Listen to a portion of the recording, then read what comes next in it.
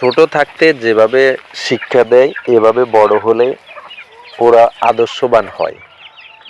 মানে যে কোনো কিছুর উপর আপনি যদি একটা জিনিস ছোট থাকতে যদি আপনি লালন পালন করেন, ওটা যদি বড় হয় আপনার সাথে প্রতারণা করবে না, আপনার সাথে বেইমানি করবে না। মানুষ করে বেইমানি, কোনো প্রাণী মানুষের সাথে বেইমানি করে না। আর এগুলো আপনার একটা আশা থাকতে হয় কোনো কিছু করতে হলে। আশা যদি না থাকে তাও কিন্তু আপনি টিকে থাকতে পারবেন না।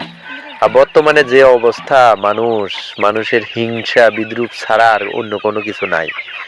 দেখেন আমার ছোট্ট বাচ্চা কিভাবে মুরগিগুলোকে নিয়ে যাচ্ছে, যেদিকে ডাকে ওইদিকে যায়। কারণ ও খাবার দেয় মাঝে মধ্যে, আমরা দিয়ে দিচ্ছি, তারপরও এই বোতলের ঢাকনা খুলে ধান দিয়ে দিচ্ছে, করতেছে। এগুলোর প্রতি ভালোবাসা থাকতে হয়। ভালোবাসা থাকলে আপনিও একদিন সফলতা হবেন। সফলতা হইতে হলে অনেক কিছু বাধা মানতে হয়, অনেক কিছুকে এড়িয়ে চলতে হয়। আর যে কোনো কিছু করার আগে আপনারা ভেবেচিন্তে কাজ করবেন, আস্তে ধীরে করবেন, ছোট আকারে করবেন।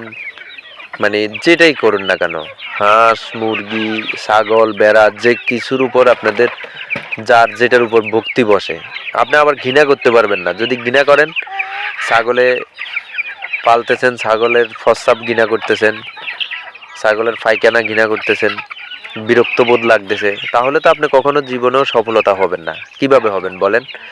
আপনি এগুলোর সাথে মিশে যেতে হবে। কৃষি কাকে বলে? কৃষি বলতে সব কিছু মিশে যাওয়া, তার থেকে সব কিছু উৎপাদন করা।